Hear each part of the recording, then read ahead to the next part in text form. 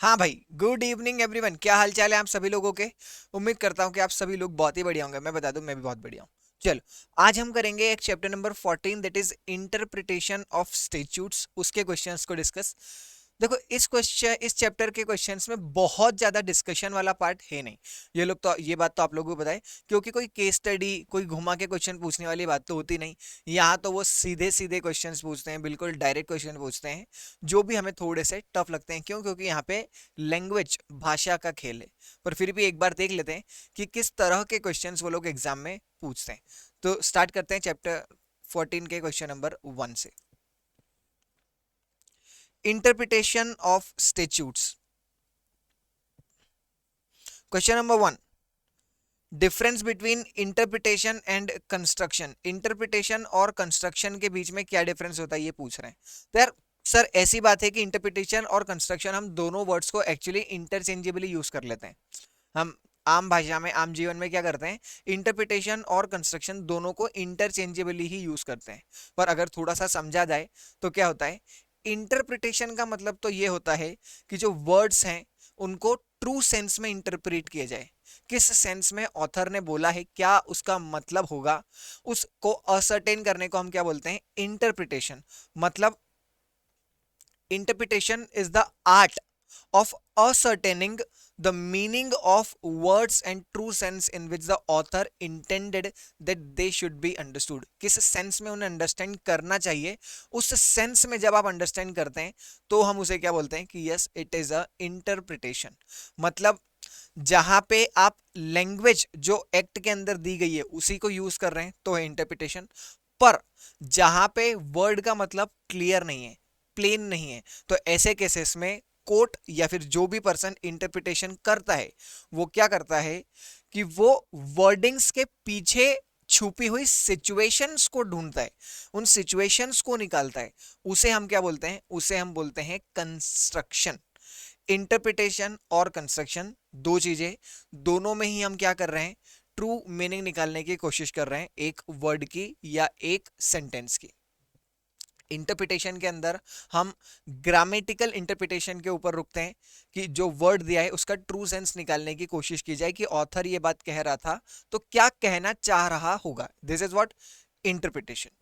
पर जब meaning plane नहीं है, मतलब आपने एक लाइन पढ़ी लॉ की और उस लाइन से आपको मतलब पता नहीं चल पा रहा है, या कोई वर्ड है उस वर्ड से आपको पढ़ने पे ग्रामेटिकल इंटरप्रिटेशन से आपका काम नहीं चल रहा है, तो ऐसे केसेस में कोर्ट ने क्या बोला कि हम एक्ट के पीछे, इस वर्ड के पीछे जाएंगे और पता करेंगे कि क्या इंटेंशन थे लेजिस्लेचर के, जिसने लॉ लिखा उसके क्या इंटेंशन थे इस बात को पीछे लिखने के। तो अब ये जो काम कोर्ट कर रही है इसे क्या बोलते हैं सर, दिस इज कंस्ट्रक्शन।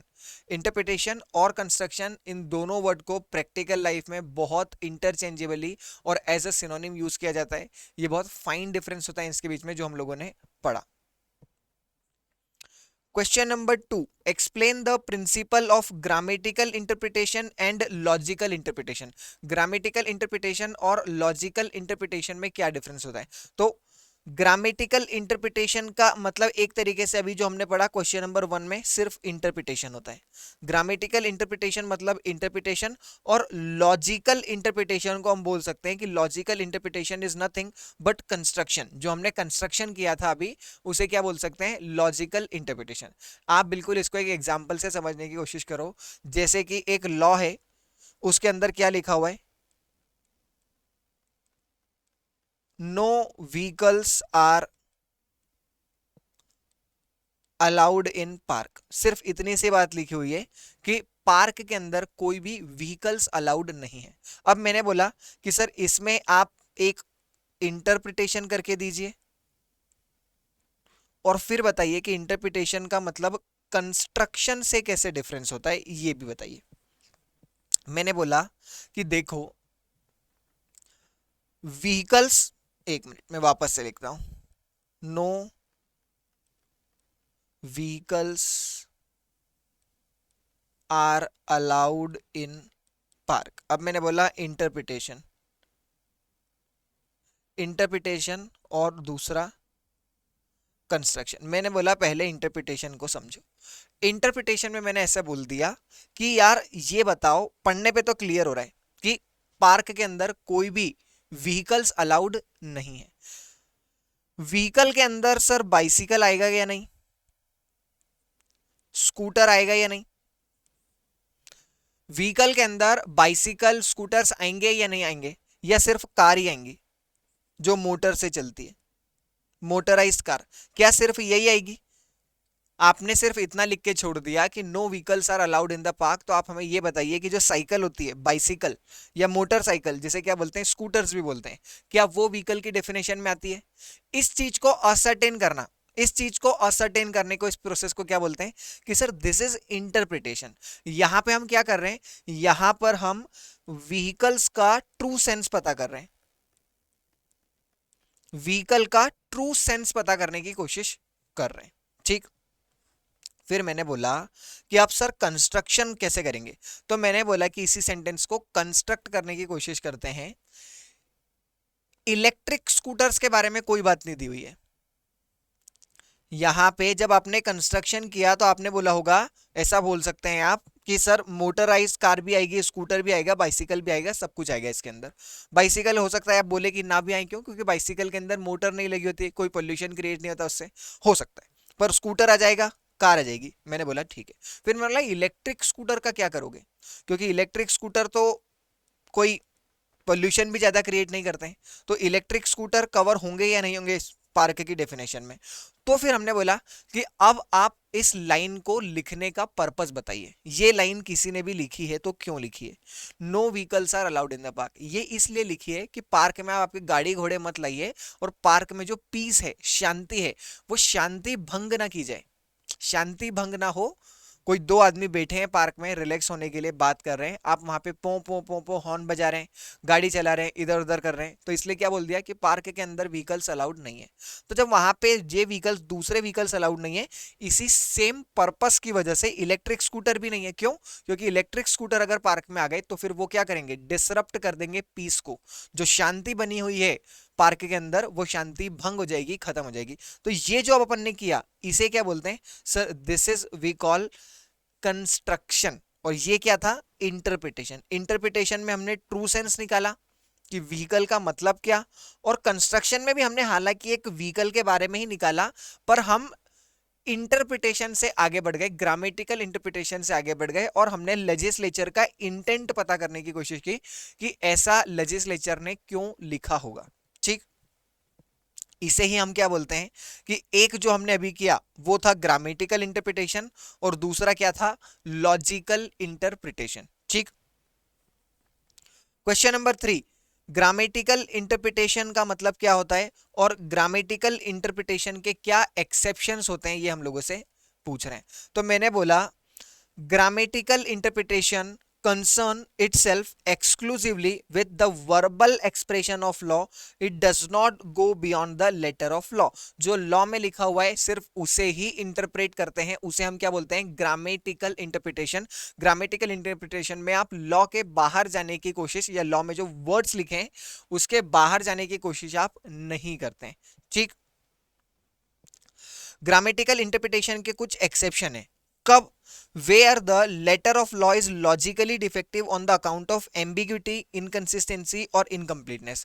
जो लॉ में लिखा हुआ है उस ग्रामेटिकल इंटरप्रेट जब कर रहे हैं तो ऐसा लग रहा है कि ये बात शायद इनकम्प्लीट है, इनकंसिस्टेंट है, मतलब एक प्रोविजन दूसरे प्रोविजन को बहुत खतरनाक तरीके से कॉन्ट्राडिक्ट कर रहा है, इनकंसिस्टेंसी है दोनों के बीच में। एम्बिग्यूटी है, एम्बिग्यूटी मतलब क्लियर नहीं है चीजें, डाउटफुल है, तो ऐसे केस में आप ग्रामेटिकल इंटरप्रिटेशन नहीं लगा पाएंगे। क्या लिखा हुआ है, this rule is however subject to some exception, कहां पे आप ग्रामेटिकल इंटरप्रिटेशन नहीं लगा पाएंगे। Second, if the text leads to a result which is so unreasonable that it is self evident that the legislature could not mean that it says। मतलब जब आपने grammatical interpretation किया तो ऐसा मतलब निकल के आया जो आपको सेल्फ एविडेंट है, आपको आगे से ही दिख रहा है कि ये बात तो लेजिस्लेचर नहीं कहना चाह रहा होगा। जब ऐसा पता चल जाए तो आपको पता चलेगा कि भैया ग्रामेटिकल इंटरप्रिटेशन जो है वो करेक्ट हो गया है, और यहाँ पे ग्रामेटिकल इंटरप्रिटेशन आपको लगाना नहीं है। क्वेश्चन नंबर 4, डॉक्यूमेंट का मतलब क्या होता है? मैंने बोला डॉक्यूमेंट मतलब कोई भी पेपर या कोई भी मटेरियल थिंग जो कोई भी इंफॉर्मेशन दे, प्रूफ दे, या किसी भी चीज का एविडेंस दे, साक्ष्य दे।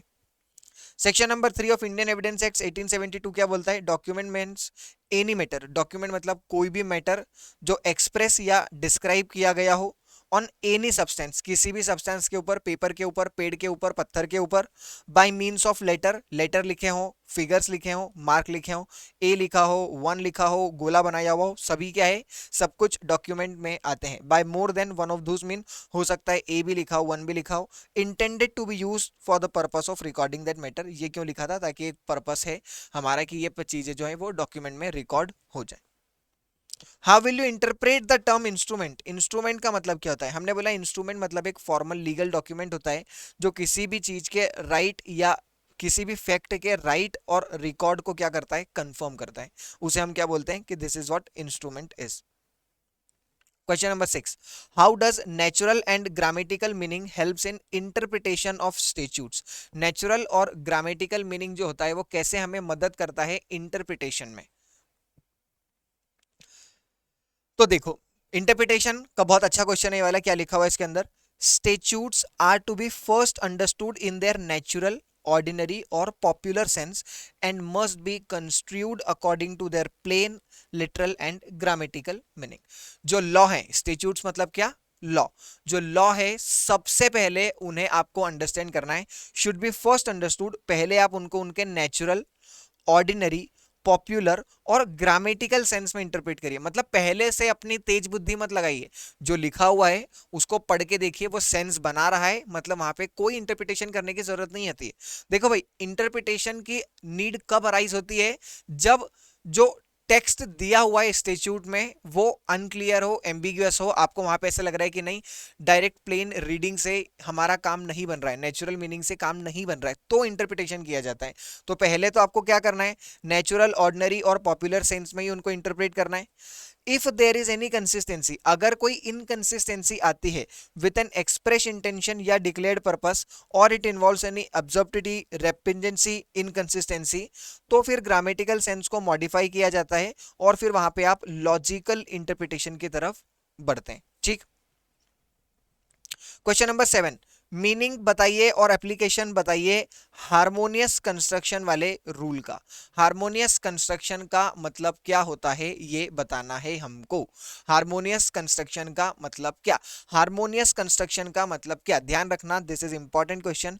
हार्मोनियस कंस्ट्रक्शन के एग्जाम में क्वेश्चन देखने को यूजुअली हमें मिलते हैं। हार्मोनियस, हार्मोनियस में आप जब जब भी हार्मोनियस बोलेंगे आपको एक वर्ड निकल के आएगा जिसका नाम क्या है, हार्मोनी।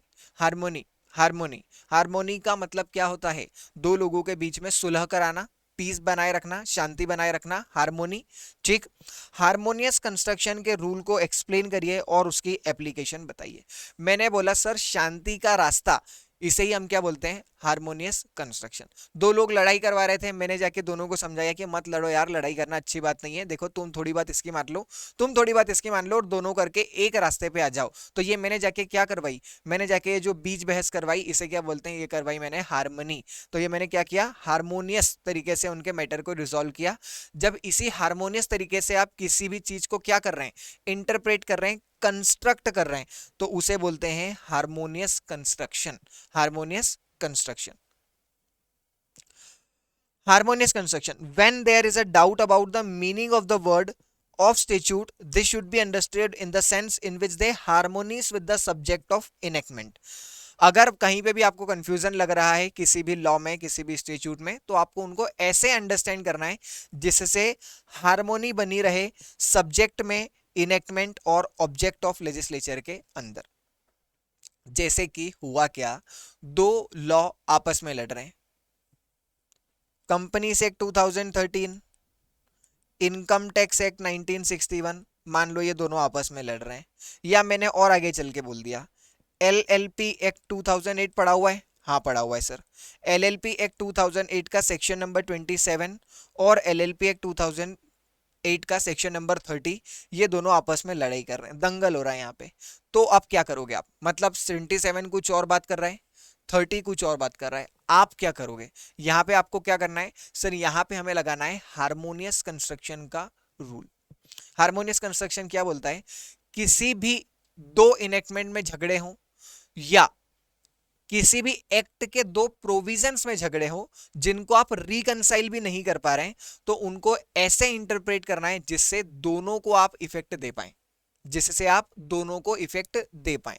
पर अगर आप दोनों को इफेक्ट नहीं दे पा रहे हैं, अगर आप दोनों को इफेक्ट नहीं दे पा रहे हैं, तो फिर आप क्या करेंगे, तो आपको हार्मोनियस कंस्ट्रक्शन वाला रूल लगाना है कि कोई भी एक को ओवरराइड ना कर दे, कोई भी एक प्रोविजन दूसरे प्रोविजन को ओवरराइड ना कर दे। आप देखिए कि शांति का रास्ता कहां से निकल के आएगा। जैसे कि मैंने एलएलपी एक्ट का जो सेक्शन का आपको बताया, एलएलपी एक्ट का सेक्शन नंबर 27 है। कौन सा नंबर है? Section number 27।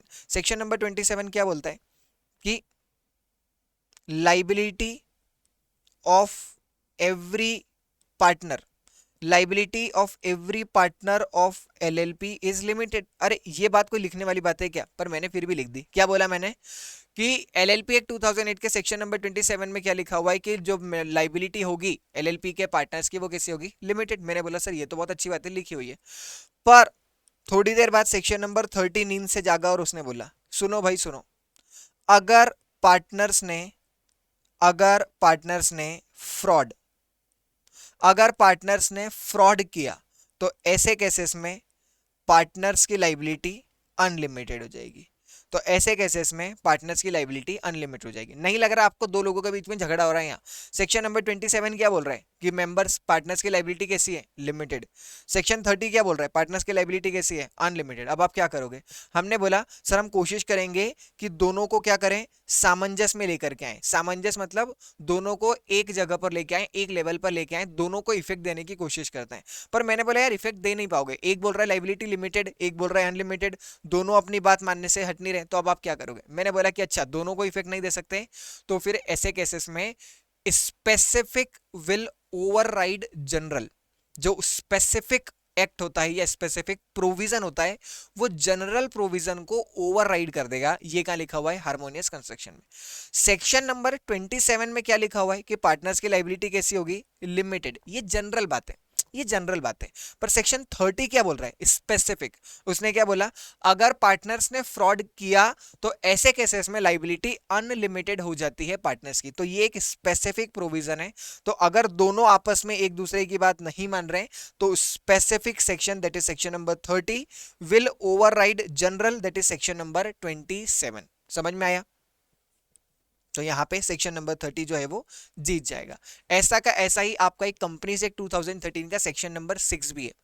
देखिए जाके पढ़िएगा उसको क्या लिखा हुआ है यहाँ पे सेक्शन नंबर 6 में। सेक्शन नंबर 6 का नाम ही क्या है? Act to override memorandum article companies any document. मतलब क्या? कंपनी के आर्टिकल ऑफ एसोसिएशन में कुछ और बात लिखी हुई है, मेमोरेंडम ऑफ एसोसिएशन में कुछ और बात लिखी हुई है, कंपनी के किसी डॉक्यूमेंट में कुछ और बात लिखी हुई है, और कंपनी से 2013 में कुछ और बात लिखी हुई है। तो किसकी बात मानोगे आप? तो मैंने बोला देखो इंस्ट्रूमेंट या डॉक्यूमेंट को ओवरराइड कर देगा article of association, article of association को ओवरराइड कर देगा memorandum of association, memorandum of association को ओवरराइड कर देगा कंपनी से 2013। This is what it is written in section number 6। यहीं पे भी सेम बात क्या लिखी हुई है? कोशिश करो कि डॉक्यूमेंट और आर्टिकल को सेम बनाओ, नहीं हो पा रहे तो आर्टिकल ओवरराइड कर देगा। आर्टिकल और मेमोरेंडम सेम बनाना, नहीं बना पाए तो मेमोरेंडम ओवरराइड कर देगा। मेमोरेंडम और कंपनी से 2013 में कुछ भी डिफरेंट बातें नहीं लिखी होनी चाहिए। मान लो फिर भी हो गई, कंपनी से 2013 विल ओवरराइड। तो ये हमने क्या किया? ये हमने हार्मोनियस कंस्ट्रक्शन किया। ठीक।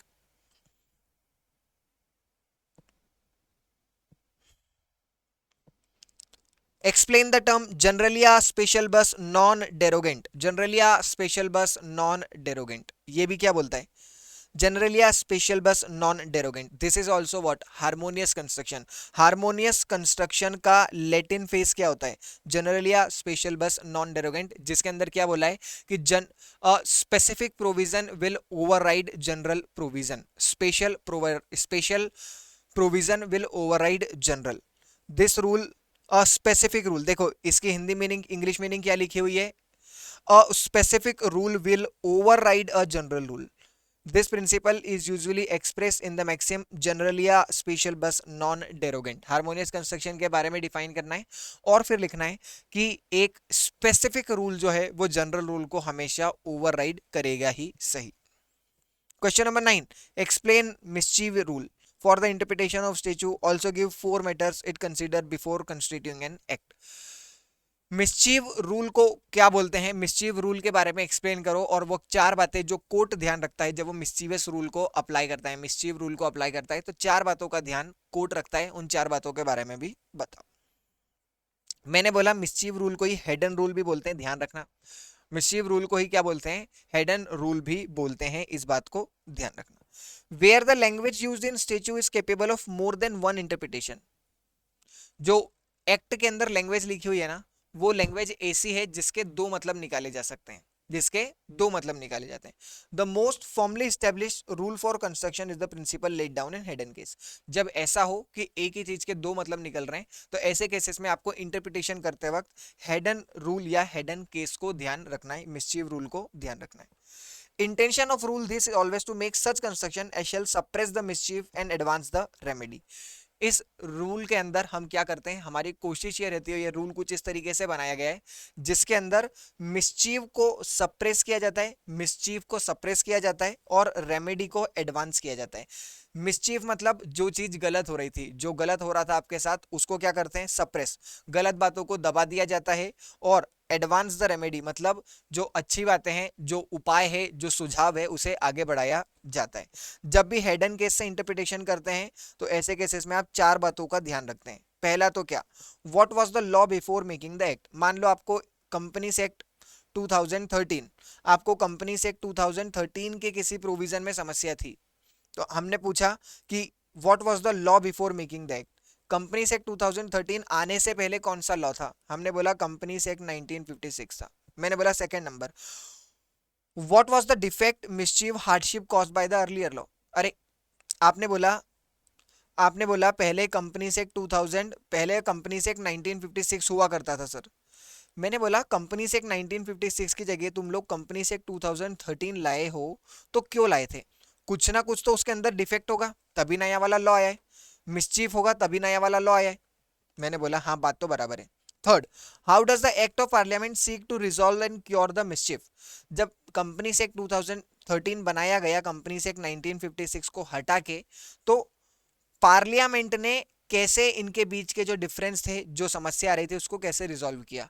हो सकता है आप बोलो कि कंपनी से 1956 में डिविडेंड के रिगार्डिंग एक प्रोविजन क्लियर नहीं था, डिविडेंड के बारे में प्रोविजंस क्लियर नहीं थे, तो वो डिविडेंड के प्रोविजंस कंपनी से 2013 में कैसे हैं, उस चीज को देखो, पार्लियामेंट ने इसके लिए क्या किया है नया। What are the true reasons for the remedy. यहां पे इन्होंने बोला था, मान लो कंपनी से 1956 में, कि डेप्रिसिएशन का रेट जो है वो 10% ही है। डेप्रिसिएशन का रेट कितना है, 10%। हमने बोला था यार कि 10% तो बहुत कम होता है, तो इन्होंने बढ़ा के इस बार कितना कर दिया था, 50%। कितना कर दिया था, 50%। आपको फिर भी 50 में भी कोई समस्या आ रही थी, तो आप कहाँ गए थे, कोर्ट में। तो कोर्ट ये चेक करेगी कि भैया ये 10 से 50 जब बढ़ाया था, तो इसके पीछे एक्चुअल में रीजंस क्या थे, क्या ट्रू रीजंस थे इस रेमेडी को लाने के। जब आप इन चारों बातों को दिमाग में रख लेंगे, तो आप जो कंस्ट्रक्शन करेंगे, जो इंटरप्रिटेशन आप करेंगे, वो बहुत ही उम्दा होगा, वो बहुत ही अच्छा इंटरप्रिटेशन होगा। Question number 10, explain the rule of beneficial construction. Beneficial construction का मतलब क्या होता है। This is strictly speaking not a rule but a method. ये कोई रूल नहीं बल्कि ये क्या, एक मेथड है इंटरप्रिटेशन की। Liberally so as to give effect to the declared intention of legislation. देखो एक बात आपको हमेशा लगेगी, जब भी आप इंटरप्रिटेशन के कितने ही क्वेश्चन कर लें, कितने ही रूल पढ़ लें, सभी में कर क्या रहे हैं हम, इंटरप्रिटेशन कर रहे हैं। इंटरप्रिटेशन कब किया जाता है, जब ओरिजिनल मीनिंग से काम नहीं चल रहा है, या जो बात एक्ट में, प्रोविजन में, इनेक्टमेंट में लिखी हुई है, उससे हमारा काम नहीं चलता है, तो ऐसे केसेस में हम इंटरप्रिटेशन की तरफ जाते हैं। तो यहां भी यही लिखा हुआ है, as to give effect of the declared intention of legislation. Law कहना क्या चाहता था, उसका इंटेंशन क्या था इसको बनाने के पहले, उस चीज को हम ध्यान रखेंगे किसमें, बेनिफिशियल कंस्ट्रक्शन के अंदर। Beneficial construction will be given to a statute which brings into effect the provision for improving the condition for certain class of people who are underprivileged or who have not been treated fairly in the past. Beneficial construction में कोशिश की जाती है कि भैया जो suppress हुआ था, जो मिसचीफ थी, उसको कम करने की कोशिश की जाए, और जो रेमेडी थी उसको प्रमोट किया जाए। सर्टेन क्लास ऑफ पीपल जो अंडर प्रिविलेज थे, जिनको फायदा नहीं मिल रहा था, या जो फेयरली ट्रीट नहीं हुए थे पिछली बार, उनको दिमाग में, ध्यान में रखते हुए यहाँ पे इंटरप्रिटेशन किया जाता है। क्वेश्चन नंबर 11, क्या डिफरेंस है मैंडेटरी प्रोविजन से फ्रॉम अ डायरेक्टरी प्रोविजन। एक प्रोविजन होता है जो मैंडेटरी होता है, एक प्रोविजन होता है डायरेक्टरी होता है। What factors decide whether a provision is directory और मैंडेटरी, कैसे पता चलता है कि कोई सा भी प्रोविजन डायरेक्टरी है या मैंडेटरी। डायरेक्टरी या मैंडेटरी का मतलब क्या होता है सर? मैंडेटरी का मतलब ये होता है कि आपको ये प्रोविजन का कंप्लायंस करना बहुत ज्यादा जरूरी है, और डायरेक्टली का मतलब क्या होता है कि ये सजेस्ट किया गया है, आपकी इच्छा हो तो करो या मत करो। जैसे आप लोग ऑडिट पढ़ते हैं, तो ऑडिट के अंदर हम क्या पढ़ते हैं? स्टैंडर्ड्स ऑन ऑडिटिंग को फॉलो करना वाइल डूइंग ऑडिट। जब भी आप कोई ऑडिट कर रहे हैं तो ऐसे केस में स्टैंडर्ड ऑन ऑडिटिंग का कंप्लायंस मैंडेटरी है, वो क्या है? Mandatory provision. डायरेक्टरी कब? इंस्टीट्यूट आपको कुछ गाइडलाइन इशू करता है, institute of chartered accountants of India कुछ गाइडलाइंस देता है। जैसे इंस्टीट्यूट ने बोला कि हमने एक गाइडलाइन निकाली है बैंक ऑडिट करने के लिए, बैंक ऑडिट कैसे करना है उसकी गाइडलाइन निकालता है इंस्टीट्यूट। आप लोगों ने पढ़ा भी होगा ऑडिट में कि गाइडलाइंस होती है, स्टैंडर्ड्स ऑन ऑडिटिंग होती है, दो अलग अलग चीजें होती है। स्टैंडर्ड्स ऑन ऑडिटिंग का कंपलसरी आपको फॉलो करना पड़ता है, इट इज मैंडेटरी कि आप उनको फॉलो करें, कंप्लाई करें during the time of audit. जब आप ऑडिट कर रहे हैं तो स्टैंडर्ड्स ऑन ऑडिटिंग को तो आपको हमेशा कंप्लायंस करना मैंडेटरी है। पर गाइडलाइंस में इंस्टीट्यूट क्या बोलता है कि आपकी इच्छा हो तो जो गाइडलाइन में लिखी हुई बातें उनको आप माने, अदरवाइज मत माने। तो डायरेक्टरी प्रोविजन कौन सा हो गया? गाइडलाइंस। मैंडेटरी प्रोविजन कौन सा हो गया? मैंडेटरी प्रोविजन हो गया सर स्टैंडर्ड्स ऑन ऑडिटिंग। तो क्या डिफरेंस होता है मैंडेटरी प्रोविजन और डायरेक्टरी प्रोविजन में? पहली बात तो ये। दूसरा, क्या फैक्टर्स डिसाइड करते हैं कि प्रोविजन डायरेक्टरी है या मैंडेटरी? जो मेजर डिफरेंस होता है मैंडेटरी और डायरेक्टरी प्रोविजन में वो ये होता है कि जब लिखा हुआ है मैंडेटरी तो उसको आपको स्ट्रिक्टली ऑब्जर्व करना है। स्ट्रिक्टली ऑब्जर्व करने का मतलब क्या होता है? स्ट्रिक्टली फॉलो करना है। और जब लिखा हुआ है डायरेक्टरी तो ऐसे केसेस में आप उसको सब्सटेंशियली भी कंप्लाई कर लेंगे। इसका मतलब क्या? जैसे गाइडलाइन थी, आपने सिर्फ गाइडलाइन को एक बार नजर घुमा ली, आपने देख लिया कि गाइडलाइन में हल्की फुल्की बातें क्या लिखी हुई है, तो उससे भी अपना कंप्लायंस हम मान लेंगे कि हाँ हो गया। पता कैसे चलता है कि डायरेक्टरी है या मैंडेटरी है? तो हमने बोला कि if a provision gives a power coupled with a duty, जब आपके पास कोई पावर आया है, पावर आया है पर उस पावर के साथ साथ में ड्यूटी अटैच की गई है। ड्यूटी अटैच करने को क्या बोलते हैं? Coupled. Power coupled with duty. आपके पास एक पावर था, उस पावर के साथ साथ में आपके ऊपर एक ड्यूटी भी आ गई है। जब ऐसा दिखता है आपको तो ऐसे केस में आपको ये मान लेना चाहिए कि भैया ड्यूटी है, और मतलब ड्यूटी है मतलब आपको करना है, then it is a mandatory provision. आपके पास कोई पावर आया, आप ये चेक करो कि क्या इस पावर के लगे लगे कोई ड्यूटी आई है क्या? अगर नहीं तो ये आप बोल सकते हैं कि ये डायरेक्टरी प्रोविजन है। क्या है ये? Directory provision. पर हमने बोला कि नहीं यार, ड्यूटी आ गई है और उस ड्यूटी को कंप्लाई करना मैंडेटरी है, ड्यूटी पूरी करनी में हमारी जरूरत है। ड्यूटी आई ही नहीं तो क्या हो गया? ड्यूटी आई ही नहीं तो डायरेक्टरी प्रोविजन, साथ में ड्यूटी आई तो हम बोलेंगे कि it is mandatory, mandatory provision आ गया। Question number 12. The meaning of word is to be judged by the company it keeps. Explain the concept of nostera socis. Explain the concept of nostera socis. The meaning of word is to be judged by the company it keeps. अरे भैया, किसी भी word को आप जब interpret करें तो आपको उसको इंटरप्रेट करते वक्त ये देखना है कि वो किस वर्ड के साथ में आ रहा है। उसका इंटरप्रिटेशन उसके साथ वाले वर्ड, एसोसिएटेड वर्ड या फिर एसोसिएटेड सेंटेंस के साथ करना है। जैसे कि मैंने बोल दिया एक वर्ड है प्लांट एंड मशीनरी, इस एग्जांपल से ही आप समझ जाएंगे सिर्फ। प्लांट एंड मशीनरी, मशीनरी का मतलब क्या होता है? मशीन होता है ना। तो फिर प्लांट का मतलब भी आपको मशीन को दिमाग में ध्यान रखते हुए निकालना है। आप ये नहीं बोल सकते प्लांट का मतलब पौधा। जैसे ही पौधा, प्लांट को आप पौधा इंटरप्रेट कर लेंगे तो सारी अकाउंट्स की 12 बजा दी आपने, सारे अकाउंट्स की आपने 12 बजा दी। तो इसलिए प्लांट को इंटरप्रेट कैसे करना है? मशीन को ध्यान में रखते हुए। और मशीन को हम कैसे करते हैं? Fixed assets of the company usually. तो जैसे आप मशीन इंटरप्रेट कर रहे हैं वैसे ही प्लांट करना है। आप इसको अलग से मत कर लीजिएगा प्लांट एंड मशीनरी को। क्यों? क्योंकि जब आप प्लांट एंड मशीनरी में प्लांट को अलग इंटरप्रेट कर लेंगे तो आप लेजिस्लेचर जिसने लॉ बनाया था उसके इंटेंशन को ही आपने डिफीट कर दिया, उसके इंटेंशन को ही आपने डिफीट कर दिया। जैसे कि जब भी आप फाइनेंशियल कंटेक्स्ट में ड्राइंग को इंटरप्रेट करेंगे, फाइनेंशियल कंटेक्स्ट में ड्राइंग को इंटरप्रेट करेंगे तो भैया वो वाली ड्राइंग थोड़ी बनानी है जो हम दूसरी तीसरी सेकंड थर्ड क्लास में बनाते थे। यहाँ पे तो ड्राइंग से इंटरप्रिटेशन वही निकालना है कि विड्रॉल ऑफ कैपिटल, कैपिटल को विड्रॉ किया, उसे ही क्या बोलते हैं, ड्राइंग। तो आपको कैसे निकालना है, किसी भी वर्ड का मीनिंग इज टू बी जज by the company it keeps, उसके साथ कौन से वर्ड आ रहे हैं, उसके साथ कौन सा सेंटेंस आ रहा है, अकॉर्डिंगली आपको क्या करना है, इंटरप्रिटेशन। आप क्या काम है स्कूल वाली ड्राइंग का कंपनी से 2013 में, या इनकम टैक्स एक्ट 1969 में क्यों लिखेंगे, इनकम टैक्स एक्ट 1961 में वो लोग क्यों लिखेंगे हमारी सेकंड थर्ड में जो हम ड्राइंग बनाया करते थे उसके बारे में बात। ठीक, तो आपको मीनिंग कैसे निकालना है किसी भी वर्ड का, by the company it keeps. Associate word to be understood in the common sense manner. Explain this statement with reference to the rule of finding of interpretation.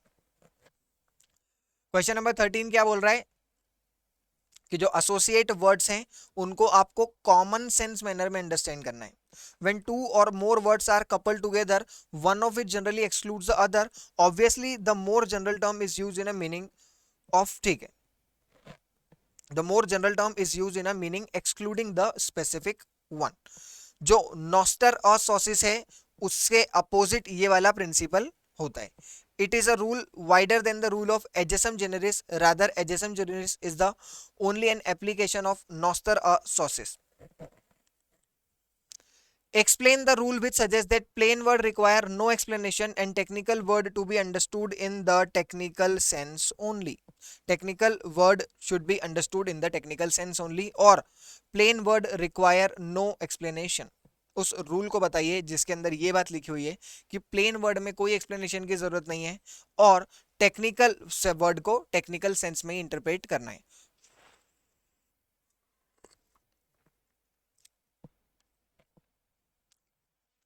एक लैटिन मैक्सिम पढ़ा होगा, याद करना, अब्सोल्यूटा सेंटेंशिया एक्सपोजिटर नॉन इंडाइजेट। अब्सोल्यूटा सेंटेंशिया एक्सपोजिटर नॉन इंडाइजेट, इसका मतलब क्या होता है, एब्सोल्यूट सेंटेंस और प्रीपोजिशन नीड्स नॉट एन एक्सपोजिटर। इसका मतलब क्या होता है, जहां पे बात बहुत क्लियर है ना वहां पे फालतू का दिमाग मत लगाना, जहां बात बहुत ज्यादा क्लियर वैसे ही लॉ में लिखी हुई है वहां पे कोई इंटरप्रिटेशन कोई एक्सप्लेनेशन की जरूरत नहीं होती है। जैसे कि उन्होंने लिख दिया मोबाइल, अगर लॉ में मोबाइल लिखा हुआ है ना तो बहुत इजीली इंटरप्रेट आप कर सकते हैं कि मोबाइल से वो लोग क्या करना चाहते हैं। फालतू के दिमाग चार बातें मत लगाना यहाँ पे कि यार ये कीपैड फोन इंक्लूड होगा या नहीं होगा, स्क्रीन टच फोन इंक्लूड होंगे या नहीं होंगे, ब्लैकबेरी के जो फोन आते थे वो इंक्लूड होंगे या नहीं होंगे, फालतू बातें मत करो। Plain word require no explanation, लिख दिया ना mobile, mobile includes all this type of mobiles. आप स्क्रीन से साइज से ऐसे बाइफिकेट नहीं कर सकते मोबाइल को, तो plain word require no explanation, mobile को फर्दर एक्सप्लेन करने की कोई ज्यादा जरूरत नहीं है हमें। ठीक, और टेक्निकल वर्ड्स को टेक्निकल सेंस में इंटरप्रेट करना है, जैसे कि मैंने अभी आपको एग्जांपल दिया ड्राइंग। ड्राइंग एक टेक्निकल वर्ड है फाइनेंशियल कंटेक्स्ट में, आप इस ड्राइंग को वैसे इंटरप्रेट नहीं कर सकते जनरल सेंस में। कॉमन सेंस मैनर में क्या आप ड्राइंग को इंटरप्रेट कर सकते हैं, क्योंकि आप बाहर जाके किसी से भी पूछोगे तो वो तो कॉमन सेंस में क्या बोलेगा, ड्राइंग मतलब क्या होता है, ड्राइंग मतलब वही होता है सर जो कॉपी पे बना देते हैं हम, चित्र देते हैं उसको ड्राइंग बोलते हैं। या आप किसी से बाहर जाके पूछोगे प्लांट का मतलब क्या, तो वो क्या बोलेगा, पौधा, वो यही बोलेगा पौधा। तो इसलिए आपको टेक्निकल वर्ड्स को क्या करना है, टेक्निकल सेंस में समझना है, और जहां पे प्लेन वर्ड है जिससे लेजिस्लेचर का इंटेंट भी डिफीट नहीं हो रहा है उसको वैसे समझना है। Question number 15, Sohail, a director of a company, not being personally concerned or interested financially or otherwise in a matter or a proposed motion placed before the board meeting, did not disclose his interest, although he has knowledge that his sister is interested in that proposal. He restrained from making any disclosure of his interest on the presumption that he is not required by the law to disclose any interest as he is not personally interested or concerned in the proposal. He made his presumption relying on the rule of literal construction. क्या बोल रहा है question, पढ़ा क्या question, Sohail नाम का एक company का डायरेक्टर है, कंपनी के अंदर एक रिजोल्यूशन मूव हो रहा है, उस रिजोल्यूशन में वो इंटरेस्टेड नहीं है। अरे वो पढ़ा है ना जनरल मीटिंग वाला चैप्टर।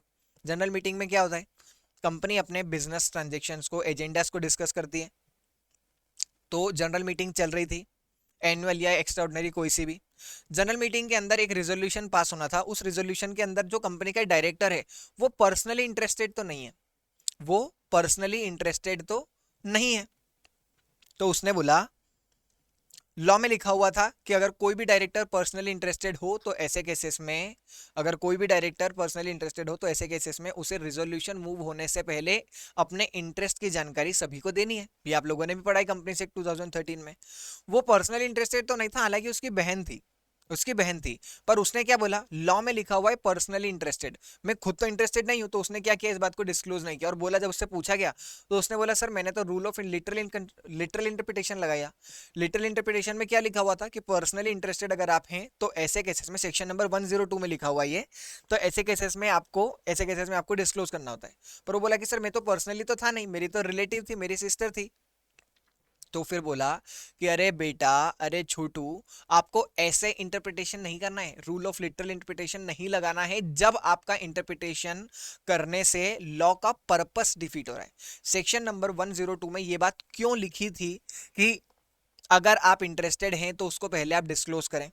ये इसलिए लिखी थी ताकि कोई भी बायस ना हो, ताकि आप कोई भी बायस डिसीजन ना ले पाए, जो कंपनी है वो अनबायस तरीके से चले। अगर कोई ऐसा रिजोल्यूशन मूव हो रहा है जिसमें आप इंटरेस्टेड है तो आप उस रिजोल्यूशन से स्टेप आउट कर लें, स्टेप आउट हो जाए, आप उस रिजोल्यूशन में अपना वोट ना दें, ठीक, ताकि एक निष्पक्ष तरीके से कंपनी जो है, जो रिजोल्यूशन है वो मूव हो पाए। ये पर्पस था इस रूल को डालने का, ये प्रोविजन डालने का। आपने लिटरल इंटरप्रिटेशन करके 12 बजा दी, आपने लिटरल इंटरप्रिटेशन करके इस रूल की 12 बजा दी, तो ऐसे केस में ऐसा इंटरप्रिटेशन नहीं होगा। यहां पे आपको इंटरप्रिटेशन इस सेंस में करना है कि जो लेजिस्लेचर का इंटेंट था बनाने का, रूल को, लॉ को बनाने का, वो लॉ जो का जो इंटेंशन था वो हमेशा फुलफिल हो। तो आपको इंटरप्रिटेशन कुछ इस तरीके से करना है। यही बात यहाँ पे लिखी हुई है, एक बार आप इसको पढ़ लीजिएगा। Here he ought to have a considered broader meaning of the provision of law. आपको लॉ को ब्रॉडर तरीके से इंटरप्रेट करना है। इवन दो पर्सनली इंटरेस्ट नहीं था, पर he should have disclose the interest कि भैया मेरी बहन का यहाँ पे इंटरेस्ट है, मेरी बहन जो है वो इस प्रपोजल में फाइनेंशियली इंटरेस्टेड है, ये बात उसके बताने की जिम्मेदारी होती है। कुछ इस तरीके से इंटरप्रिटेशन उसे करना था। आप लिटरल इंटरप्रिटेशन से काम नहीं कर सकते।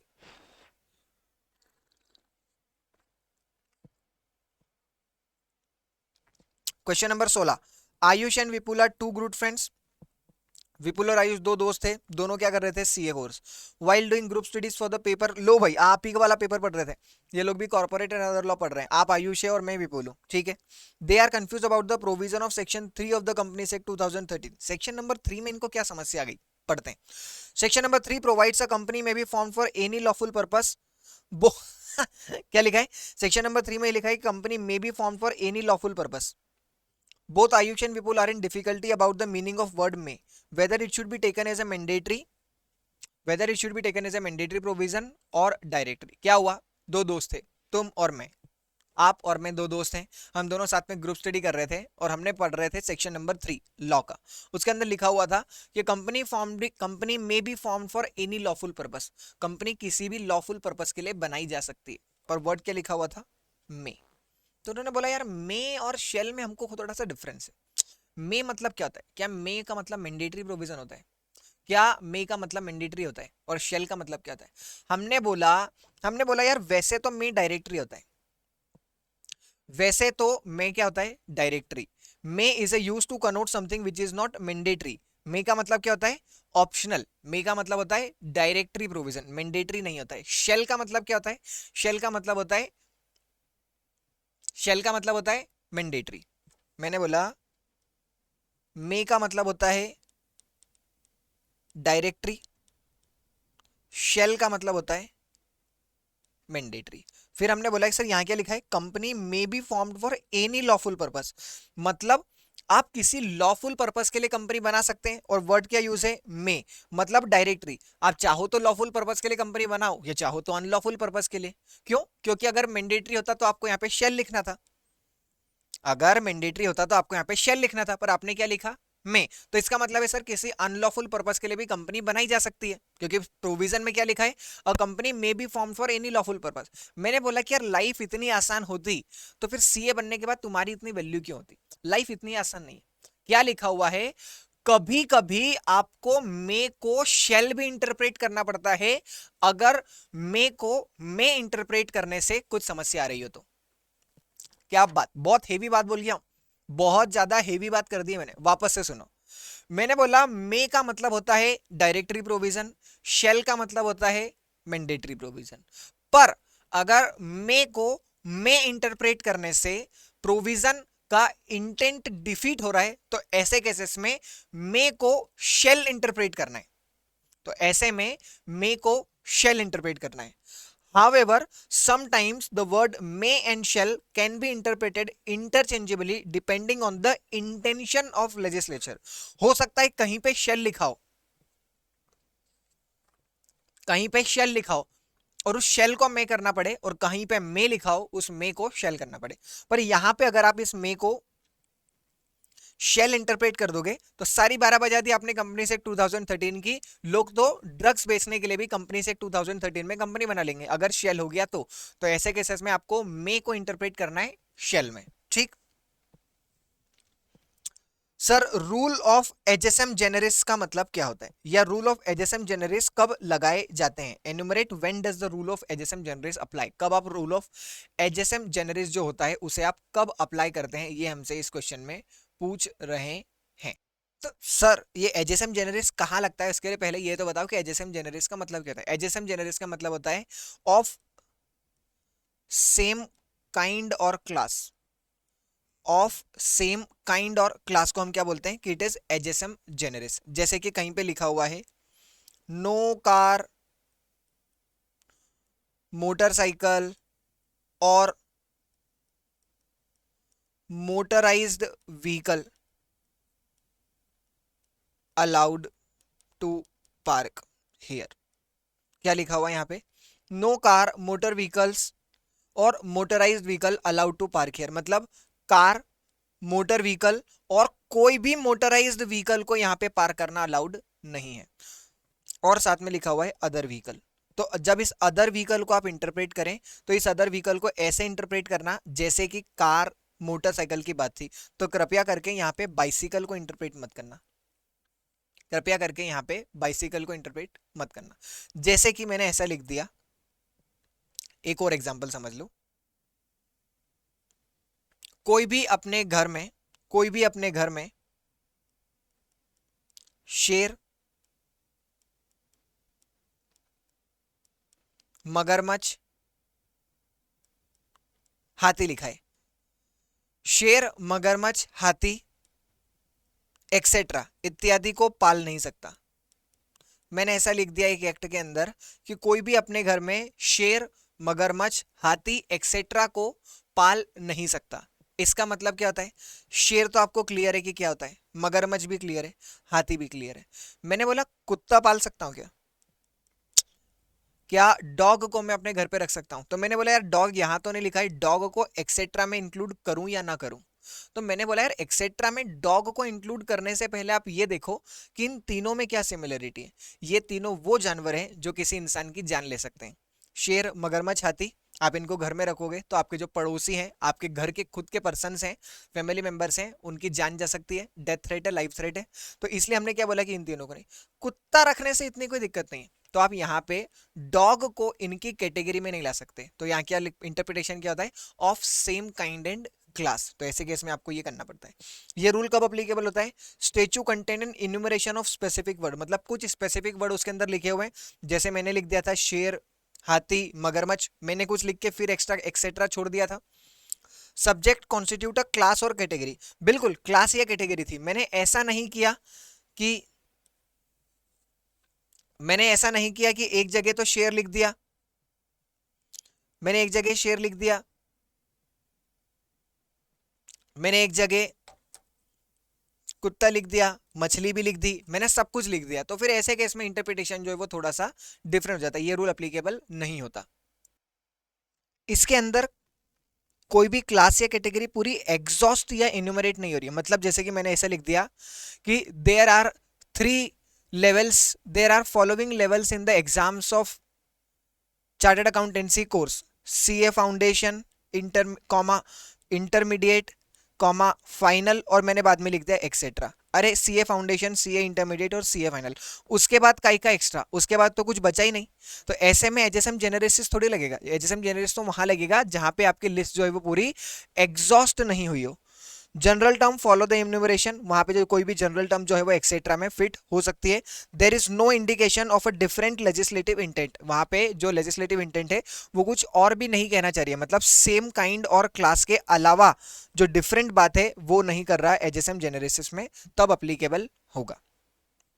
क्वेश्चन नंबर 18, ऐसे केसेस बताइए जहां पे एजेसम जेनेरेसिस का रूल जो है वो एप्लीकेबल नहीं होगा. पहला, if preceding term is general as well as that which follow this rule cannot be applied. If the preceding term is general as well as that which follow this rule cannot be applied, मतलब अगर बहुत ज्यादा general terms हैं तो फिर आप कैसे एजेसम जेनेरेसिस वाला रूल अप्लाई करेंगे. Second, where particular words exhaust the whole genus, जैसे कि मैंने आपको बताया, मैंने लिखा कि मैंने पूछा how many levels are there in CS examination, तो किसने बोला CS double ET comma executive comma professional comma etcetera. मैंने बोला काई का एक्सेट्रा यार, उसके बाद तो कोई होती नहीं, तीन ही लेवल तो होती है. तो आपने जितने एग्जाम्पल दिए उसमें पूरी क्लास को क्या करा, एग्जॉस्ट ही कर दिया. Where the specific object enumerated are essentially diverse in the character, मतलब अब जो चीजें आपने एग्जाम्पल्स में दी है वो सब अलग अलग है, अलग अलग, मतलब आप वहां पे कोई भी सेम काइंड और क्लास का एग्जाम्पल फिट ही नहीं कर सकते. चौथा, where there is a express intention of legislature that general term shall not be read ejusdem generis, कहीं पे लिखा हुआ है कि भैया एजेसम जेनेरेसिस का रूल मत लगाना, तो जब लिख दिया तो मत लगाना. Question number 19, explain the doctrine of contemporanea expositio, contemporanea expositio का रूल जो है वो हमें एक्सप्लेन करना है. The doctrine is based on the concept that a statute or a document is to be interpreted by referring it to the exposition it has received from contemporary authority. The maxim contemporanea expositia est optima est legi means contemporaneous exposition is the best and strongest in the law. This means a law should be understood in the sense it was understood at the time when it was passed. कंटेम्पोरानिया मतलब क्या बोल रहे हैं कि आपको law को उस तरीके से इंटरप्रेट करना है जब लॉ बनाया गया था तब किसी ने इंटरप्रेट किया था, मतलब जब लॉ इस्टेब्लिश हुआ था, जब लॉ कमेंस हुआ था उस समय पे जैसे इंटरप्रेट किया गया था वैसा ही लॉ आपको आज भी इंटरप्रेट करना है. क्यों? क्योंकि जब बनाया गया था तो वो मिसचीफ आपके दिमाग में थी कि किस चीज को दूर करने के लिए आपने ये लॉ बनाया है, तो उस इंटेंशन को आपको हमेशा ध्यान में रखना है जब भी आप लॉ को इंटरप्रेट करें. ऐसा कौन बोल रहा है? ऐसा बोल रहा है doctrine of contemporanea exposition. A clause that begins with the word notwithstanding anything contained is a clause that has effect of making the provision prevail over others. It can operate it for level. Explain any two. हमने बहुत सारी जगह हम law में पढ़ते हैं notwithstanding, notwithstanding, notwithstanding to the Companies Act 2013 this shall apply like this shall apply like this, ऐसा हम पढ़ते हैं. तो notwithstanding का मतलब क्या होता है? जैसे कि आप इनकम टैक्स का सेक्शन 40B पढ़ते हैं, वहां पे क्या लिखा हुआ है? Notwithstanding anything content in any other provision of the act. किसी भी प्रोविजन में कुछ भी बात लिखी हो इस एक्ट के, हमें उससे कोई मतलब नहीं, आपको वही बात माननी है जो सेक्शन 40B में लिखी हुई है. Notwithstanding anything content in the provision of any act, मतलब किसी भी एक्ट के किसी भी प्रोविजन में कुछ भी लिखा हुआ हो, जैसे कि notwithstanding anything content in any act for the time being in force constitution shall prevail over everything, constitution shall prevail over all the enactment. मतलब मैं क्या बोल रहा हूं कि भैया किसी भी कानून में आप कुछ भी बात क्यों ना लिख दो, कॉन्स्टिट्यूशन को ओवरराइड कभी भी नहीं कर सकते. Not with standing anything contain in any act. ठीक, वो 4 लेवल पे ऑपरेट करता है, कोई सी भी 2 लेवल हमें समझाना है. Notwithstanding means a clause that begins with the word notwithstanding anything content is a clause is called non obstante clause. उसे क्या बोलते हैं? It is a non obstante clause. Unlike subject to clause, the notwithstanding has the effect of making the provision prevail over others. Notwithstanding जब भी लिखा होता है तो वो किसी दूसरे प्रोविजन को क्या करता है? ओवरराइड करता है, उसके ऊपर प्रिवेल करता है. When the term is used, then clause will prevail over the other provisions. जो other provisions लिखे हैं उसके ऊपर वो prevail कर जाएगा. 4 लेवल पे ऑपरेट करता है. कौन कौन सी? Notwithstanding contained anything in another section or subsection of the act. मतलब क्या? मैंने सेक्शन 20 क्लॉज 5 में क्या लिखा? Notwithstanding anything contained in any other section और subsection of the statute. मतलब कंपनीज एक्ट 2013 के 20 क्लॉज 5 में क्या लिखा कि भैया कंपनीज एक्ट 2013 के सेक्शन 20 या किसी भी सेक्शन में कुछ भी बात लिखी हो उसको मत मानना, आप तो सिर्फ मेरी बात मानना।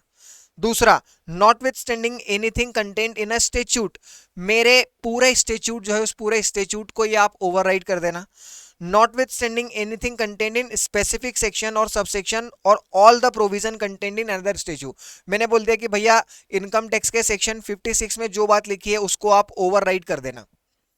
notwithstanding anything contained in any other law for the time being in force, मतलब आप तो दुनिया के किसी कानून को मत मानना, सिर्फ मेरी बात मानना, ठीक है।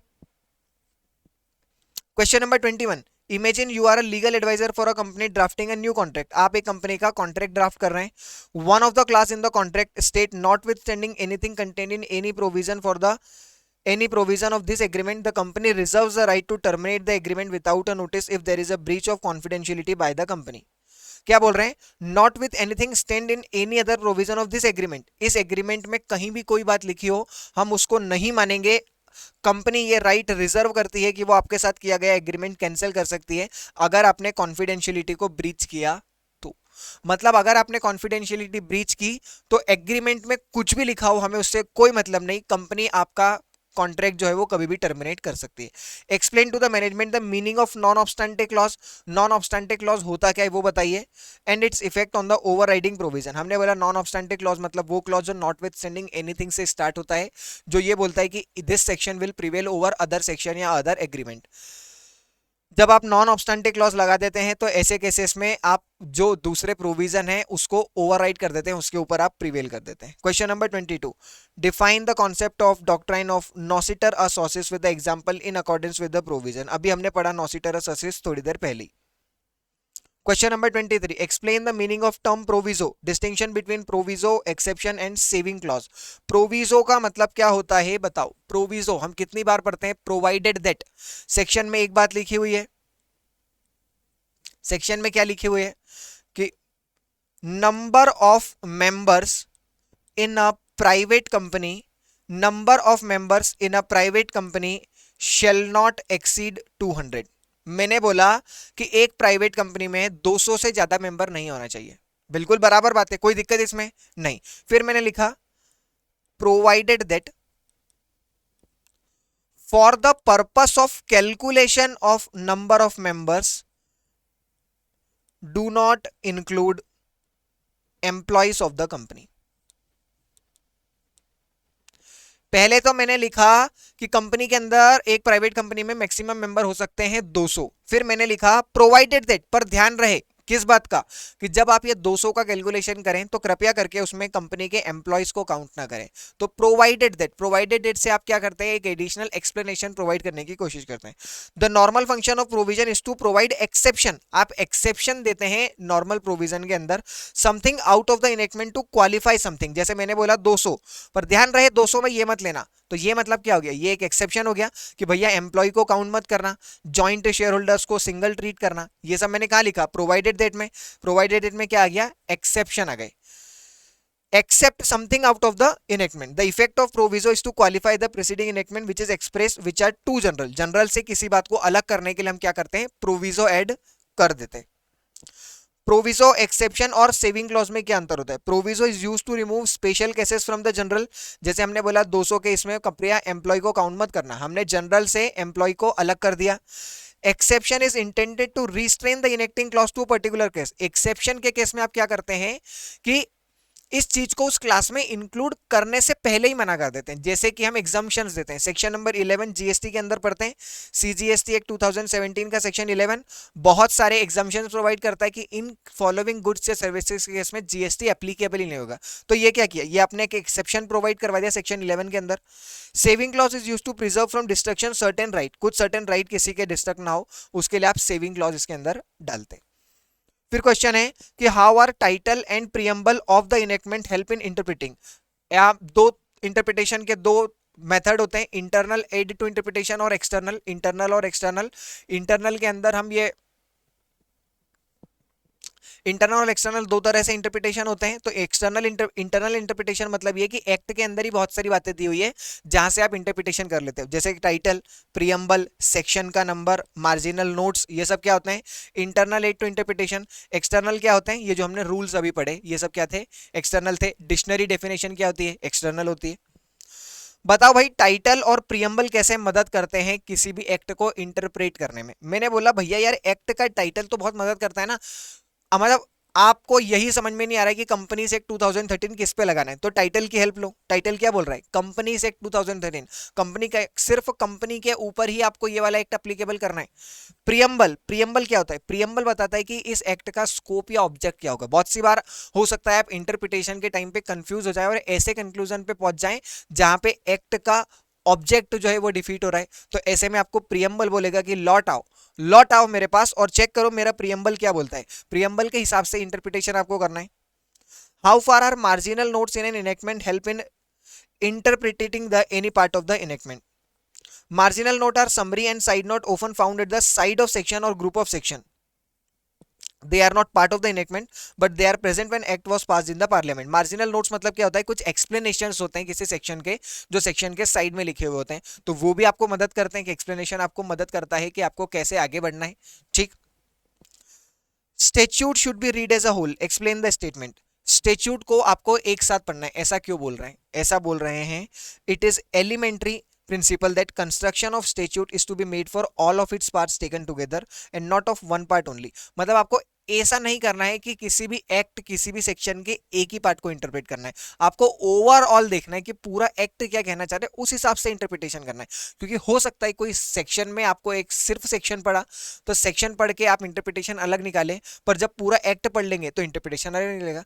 जैसे कि हम बोलते हैं कि किसी को भी एक दिन में जज मत करो, वन डे में आपने जितना उसको जज किया, हो सकता है आप उसको 7 डेज, एक वीक देखते या एक मंथ देखते, तो हो सकता है कि आपका इंटरप्रिटेशन अलग हो जाता है उस पर्सन के प्रति। तो यहाँ पे भी क्या बोल रहे हैं कि आपको किसी भी स्टैट्यूट के किसी भी प्रोविजन किसी भी सेक्शन को इंडिविजुअली नहीं पढ़ना है, आपको पूरे को रीड करना है एज अ होल और उसके बाद ही कोई कंक्लूजन आपको इसमें फॉर्म करना है। प्रोविजो एक्सप्लेनेशन का मतलब क्या होता है, प्रोविजो अपन ने जस्ट पढ़ा कि ये कुछ एक्सेप्शन देता है किसी जनरल प्रोविजन के बारे में। एक्सप्लेनेशन मतलब क्या, explanation is at times appended to a section, appended मतलब added to a section to explain the meaning of the text of the section. मतलब एक सेक्शन है, उस सेक्शन को एक्सप्लेन करने के लिए एक एक्सप्लेनेशन एक्ट के अंदर ही दिया हुआ है, उसे क्या बोलते हैं कि it is an explanation. Explanation means section to explain the meaning, जिसमें आप मीनिंग को एक्सप्लेन करते हैं। An explanation may be added to include something within the scope और to exclude something from it. एक सेक्शन के अंदर कुछ बात लिखी हुई है, उसमें से किसी को इंक्लूड करना और उसमें किसी को एक्सक्लूड करना, एक्सप्लेनेशन इसके लिए हो सकता है। An explanation should normally be so read as to harmonize with and clear up ambiguity। कोई ambiguity अगर सेक्शन में है तो उस ambiguity को क्लियर करने के लिए एक्सप्लेनेशन जो है होता है वो दिया होता है। बताओ भाई प्रियम्बल कैसे मदद करता है, हमने पढ़ लिया। प्रोविजो का फंक्शन पढ़ लिया हमने। क्या इफेक्ट होता है प्रोविजो का, does it qualify to the main provision of the enactment, explain with reference to the interpretation of statute. Of course यार, नॉर्मली प्रोविजो होता है वो सेक्शन का पार्ट ही तो होता है। कितने सारे तो हम प्रोवाइडेड दैट पढ़ते हैं, कितने सारे प्रोवाइडेड दैट हम लोग इनकम टैक्स एक्ट के अंदर पढ़ते हैं, जीएसटी के अंदर पढ़ते हैं, कंपनी एक्ट 2013 के पढ़ते हैं। तो बिल्कुल वो मेन प्रोविजन का ही पार्ट होता है। Does it qualify for the main provision, answer is yes. Normally, a provision is added to the exception to accept something out or qualify something stated in. Usually, proviso is embedded in the main body of the section and becomes a integral part of it. Of course, यार proviso कोई अलग थोड़ा होता है, proviso act का section का part ही तो माना जाता है हमेशा से। Preamble does not override the plain provision of the act. Comment also give suitable example। जो preamble होता है वो एक्ट के प्रोविजन को ओवरराइड नहीं करता है। बताओ इस बारे में अपनी कमेंट दो। preamble एक्सप्रेस करता है स्कोप, ऑब्जेक्ट एंड पर्पस। क्या स्कोप है इस एक्ट का, क्या ऑब्जेक्ट है, क्या पर्पस है, ये एक्ट क्यों बनाया गया था comprehensively. Preamble is a part of the enactment and can legitimately be used to internal aid for construing. ये इंटरनल एड होता है जैसे मैंने आपको बताया था। However preamble does not override the plain provision of the act.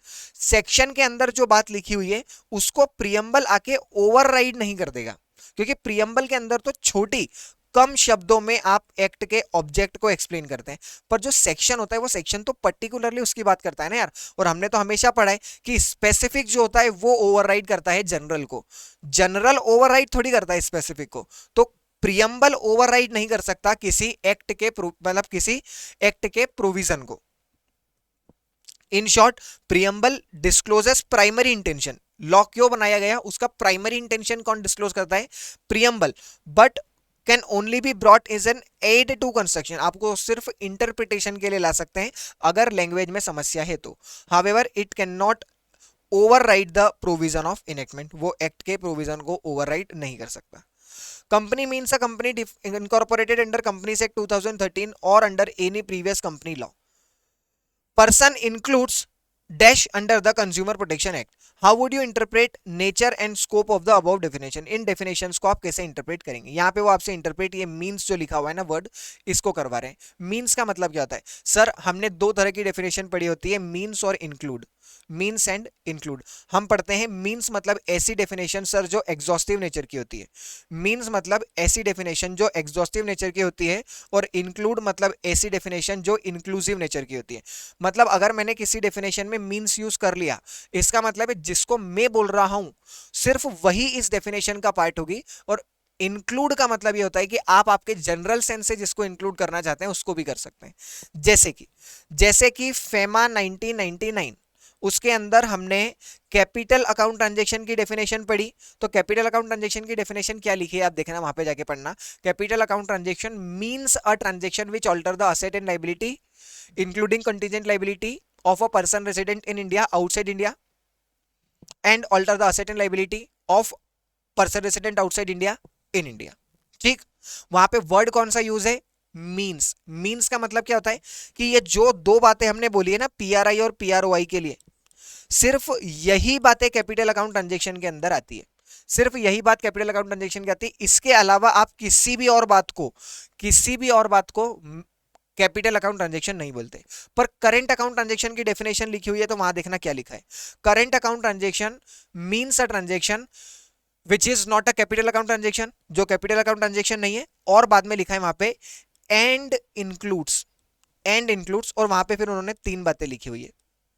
मतलब समझो, कैपिटल अकाउंट ट्रांजैक्शन में तो उन्होंने मींस बोल के एग्जॉस्टिव डेफिनेशन कर दिया कि जो दो बातें हमने बोली है सिर्फ ये दो बातें ही कैपिटल अकाउंट ट्रांजैक्शन होती है। पर करंट अकाउंट ट्रांजैक्शन के अंदर उन्होंने तीन बातें और लिख दी इंक्लूड्स करके। उन्होंने क्या बोला कि वैसे तो जो कैपिटल अकाउंट ट्रांजैक्शन नहीं है वो करंट अकाउंट ट्रांजैक्शन होता है, पर इन तीन बातों को भी करंट अकाउंट ट्रांजैक्शन ही मानना। हमें और थोड़ा फर्दर एक्सप्लेनेशन के लिए उन्होंने इंक्लूड करके बोल दिया कि ये तीन को तो कृपया करके आपको क्या लेना है, ये तीन को आपको capital account current account transaction ही लेना है।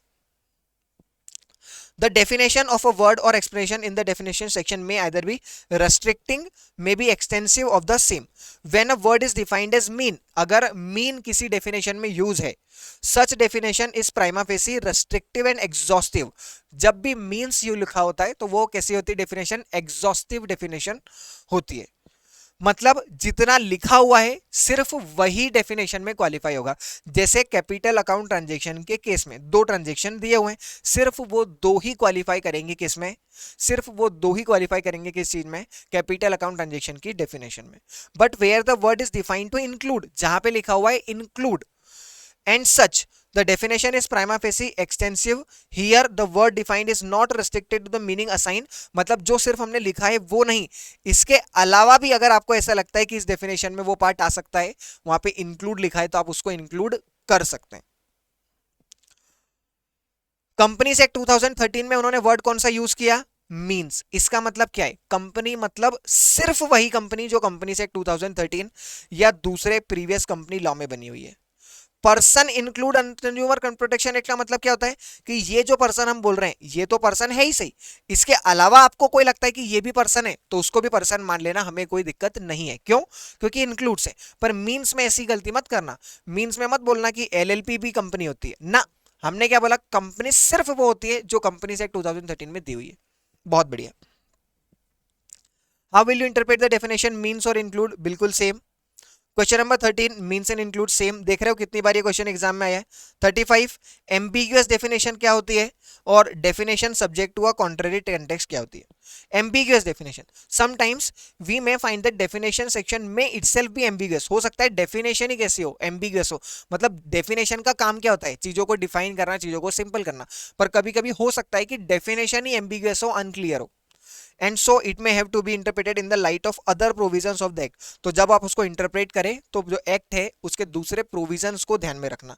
Having regard to the ordinary meaning of the word define, such type of definition is to be not read in isolation. अगर कोई डेफिनेशन एम्बिगुअस है तो आप उसको अकेले में मत पढ़ो, ऐसे में फिर आप उसको एक्ट के दूसरे प्रोविजंस का इफेक्ट देने के बाद इंटरप्रेट करो। When can preamble be used as an interpretation of statute? कब आप preamble को यूज कर सकते हो? सर preamble एक्ट का ऑब्जेक्ट स्कोप पर्पस बताता है। अगर किसी सेक्शन में जो लैंग्वेज यूज है वो अनक्लियर है, एम्बिगुअस है, उसके दो मीनिंग्स निकल रहे हैं, तो ऐसे केसेस में आप preamble के पास जाएंगे, preamble से पूछेंगे बता भैया हमको ऑब्जेक्ट बता कंपनी का, नहीं हमको ऑब्जेक्ट बता इस एक्ट को बनाने का, हमको पर्पस बता, हमको स्कोप बता। जब ये तीनों चीज वो बताएगा तो हो सकता है आप जो आपका सेक्शन है उस सेक्शन को सही से इंटरप्रेट कर पाए। Does an explanation widen the ambit of section? जो एक्सप्लेनेशन लिखा हुआ होता है क्या उस एक्सप्लेनेशन से सेक्शन की एम्बिट, सेक्शन की जो विड्थ है वो थोड़ी सी बढ़ जाती है? Answer is yes, answer is yes. Sometimes explanation is added to a section for the purpose of explaining the main provision contained in the section। जो मेन प्रोविजन लिखा हुआ होता है उसको एक्सप्लेन करने के लिए, कोई एम्बिग्विटी होती है उस एम्बिग्विटी को दूर करने के लिए जो एक्सप्लेनेशन होता है वो दिया हुआ होता है। What is the effect of proviso? Does it qualify? Answer ये भी सेम ही अभी पहले थोड़ी देर पहले भी आया था। प्रोविजो मींस नॉर्मल प्रोविजन को एक्सेप्ट आउट करना है, किसी चीज को नॉर्मल प्रोविजन से, जनरल प्रोविजन से, तो आप वहां पे प्रोविजन डालते हैं और ये हाँ मेन प्रोविजन का पार्ट होता है। Question number 39, without prejudice as a harmonious aid to interpretation. Without prejudice का मतलब क्या होता है? विदाउट प्रिजुडाइस सर जैसे नॉट विथ स्टैंडिंग होता है ना, नॉट विथ स्टैंडिंग में तो क्या बोलते हैं हम, पुरानी किसी बात को ध्यान मत रखना, पर विथ प्रिजुडाइस, जब विदाउट प्रिजुडाइस लिखा होता है इसका क्या मतलब होता है?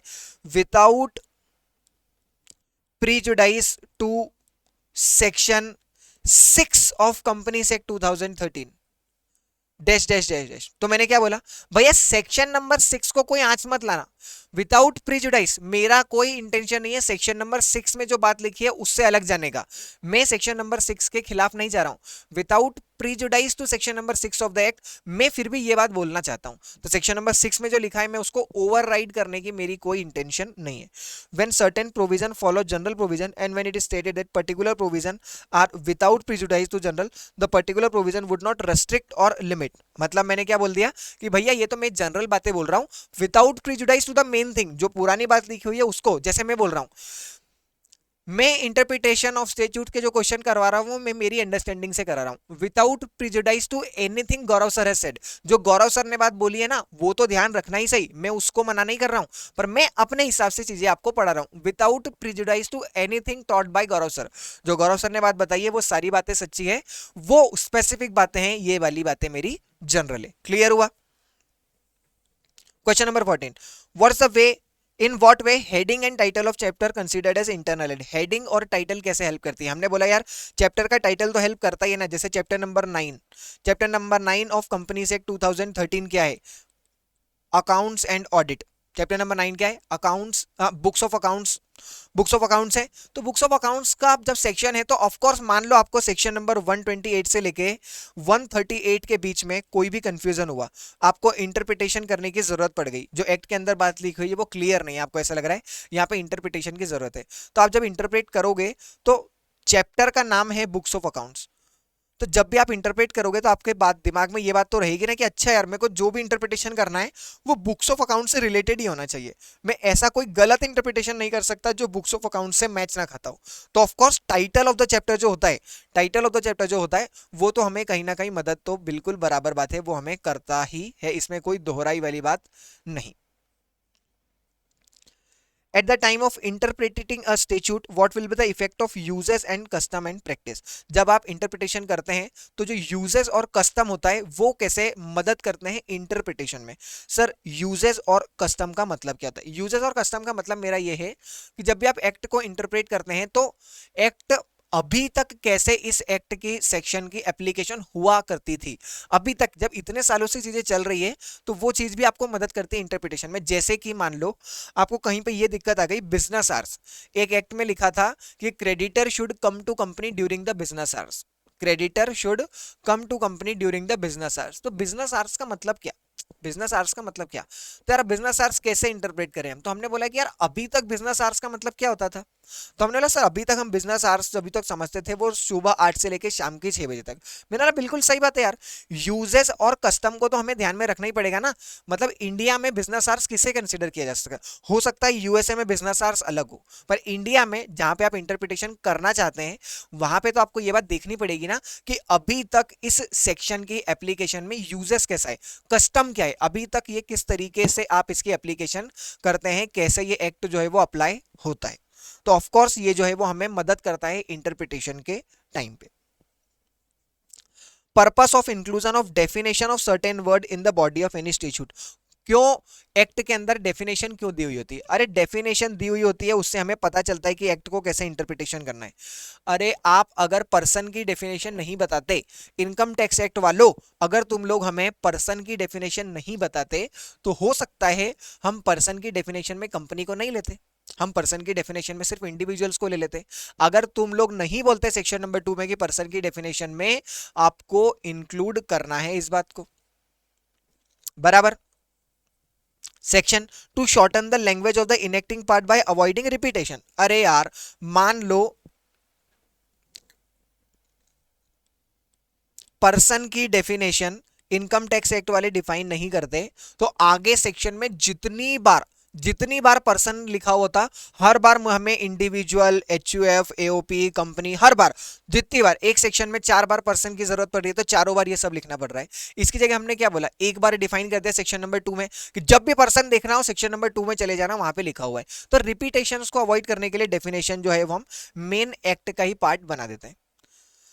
Explain how dictionary definition can be great help in interpreting the act of for when the statute is ambiguous, जब एक्ट एम्बिगुअस होता है तो ऐसे केस में डिक्शनरी की डेफिनेशन कैसे मदद करती है? अरे यार एक्ट के अंदर कुछ बात क्लियर नहीं हुई है तो हम क्या करते हैं, हम बोलते हैं कि चलो सामान्य भाषा में इस बात का मतलब क्या होता है वो निकाल लेते हैं। तो हो सकता है कभी कभी एक्ट की बात से पता ना चल पाए पर डिक्शनरी डेफिनेशन से ऑब्जेक्ट भी मीट हो रहा है।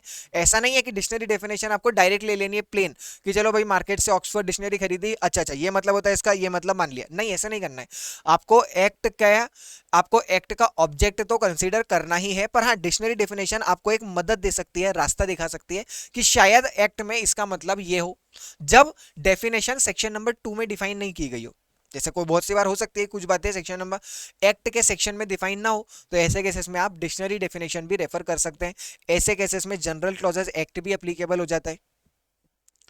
Whether foreign decisions can be used for construing Indian act, foreign decision जैसे जो विदेशी अदालतें हैं, क्या विदेशी अदालत के कोर्ट केसेस को आप इंडिया के एक्ट को इंटरप्रेट करने के लिए यूज कर सकते हैं? क्या फॉरेन डिसीजन जो होते हैं उन्हें आप इंटरप्रेट कर सकते हैं? हमने बोला यार प्राइमा फेसी आप ऐसी की ऐसी बातें मत मान लेना, क्योंकि इंडिया का लीगल इन्वायरमेंट अलग है, वहां का लीगल इन्वायरमेंट अलग है, पर हाँ आप वहां से एक गाइडेंस जरूर ले सकते हैं, आप गाइडेंस जरूर ले सकते हैं वहां से, ताकि आपको इंटरप्रिटेशन में मदद हो जाए। आप एज इट इज बातें तो मत मान लेना। Foreign decision following the same system as hours similar to can be legitimately use, अगर बिल्कुल सेम बातें हैं, मान लो हमारा कॉन्स्टिट्यूशन और फ्रांस का कॉन्स्टिट्यूशन सेम है, तो आप फ्रांस में दिए गए डिसीजंस को यूज कर सकते हैं कॉन्स्टिट्यूशन को इंटरप्रेट करते वक्त। पर अगर बातें अलग हैं तो ऐसे केसेस में आपको यूज नहीं करना है। However prime importance always to be given in the language of Indian statute. मान लो कि एक एक्ट है, एक कोर्ट में केस चल रहा था बिजनेस आवर्स को लेके कि बिजनेस आवर्स का मतलब क्या, तो एक डिसीजन अमेरिका के कोर्ट ने दिया है और एक डिसीजन मद्रास मतलब इंडियन कोर्ट ने दिया हुआ है। तो पहला प्रेफरेंस किसको दोगे? अमेरिका को मत देना, विदेशी को मत देना, पहला प्रेफरेंस किसको देना है? मद्रास वाली कोर्ट को, इंडियन लैंग्वेज में जिसने इंटरप्रेट किया है, Indian scenario, Indian business environment में जिसने अपना डिसीजन दिया है, आपको उसको इंक्लूड करना है। हालांकि आप जो गाइडेंस है वो फॉरेन डिसीजन से भी ले सकते हैं। What is external aid to interpretation? How the dictionary definition are external aid to interpretation? External aid to interpretation का मतलब क्या होता है? Sir external aid to interpretation का मतलब ये होता है कि हम इंटरप्रिटेशन में मदद ले रहे हैं बाहरी टूल्स की। एड का मतलब क्या हो गया? टूल्स। जैसे कि डिक्शनरी की डेफिनेशन, डिक्शनरी डेफिनेशन कोई एक्ट का पार्ट थोड़ी है, डिक्शनरी डेफिनेशन के लिए तो हम एक्ट के बाहर चले गए, एक्सटर्नल एड टू इंटरप्रिटेशन। वैसे ही कोर्ट के डिसीजंस, कोर्ट के डिसीजंस कोई एक्ट के अंदर थोड़ी लिखे हुए हैं, हो सकता है कोई स्पेसिफिक केस लॉ लिखा भी हो, पर कोई नया केस लॉ है, आपको उसको रेफर करना है इंटरप्रिटेशन के लिए, तो वो क्या हो गया? That is an external aid to interpretation. Interpretation करने के लिए आपने एक्सटर्नल एड लिया, ठीक है। हिस्टोरिकल सेटिंग और use of foreign decision. Use of foreign decision अभी हमने पढ़ा। हिस्टोरिकल सेटिंग का मतलब क्या है कि जब आपको एक्ट को इंटरप्रेट करना है तो आपको इस बात को ध्यान रखना है कि जब एक्ट बनाया गया था उस समय पे क्या परिस्थिति थी। जैसे कि आपको अगर डाउरी डाउरी से रिलेटेड आप कोई सा भी एक्ट है उसको इंटरप्रेट कर रहे हैं, उसके कोई प्रोविजन को, तो आपको ध्यान रखना है कि ये वाला एक्ट कब बनाया गया था, क्यों बनाया गया था, क्या सिचुएशन थी इंडिया रूरल एरियाज में, अर्बन एरियाज में जब डाउरी बहुत ज्यादा हो रही थी, किस चीज को क्या प्रोटेक्ट करने के लिए आपने ये एक्ट बनाया है। तो हिस्टोरिकल सेटिंग्स तो आप लोगों को देखनी पड़ेगी। Question number 47 Gaurav Textile has entered into contract with the company. You are invited to read and interpret the document of a contract. What rules of interpretation of deed and document would you apply while doing so? Most important question of this chapter. आप अगर lucky हुए तो ये question हो सकता है आपको exam में देखने को मिल जाए। बहुत आसान क्वेश्चन है ये वाला कि किसी भी डीड डॉक्यूमेंट को अगर आपको इंटरप्रेट करना है तो क्या रूल्स हैं जो आप अप्लीकेबल यहाँ पे करेंगे। First and foremost, one has to find out what reasonable man who has taken care to himself of surrounding of a deed of its intent would understand by the word used in the deed or document. आप जब भी किसी word या document को interpret करें तो आपको ये देखना है कि कोई भी कॉमन सेंस वाला पर्सन इस सेम सर्कमस्टांसेस में इस वर्ड को कैसे इंटरप्रेट करेगा, आपको भी वैसे ही इंटरप्रेट करना है।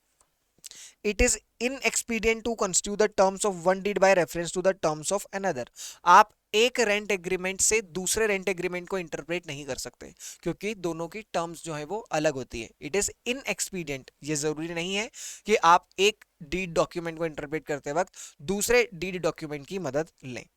Further, it is well established that same word cannot have two different meaning in the same document unless context compel the action of such rule. किसी भी एक वर्ड के दो मीनिंग नहीं होंगे, एक वर्ड के दो मीनिंग नहीं होंगे एक डॉक्यूमेंट के अंदर अनलेस लिखा हुआ हो कि इन दोनों के दो एक ही वर्ड के दो मीनिंग होने चाहिए। अदरवाइज आप क्या मानेंगे कि यहां पर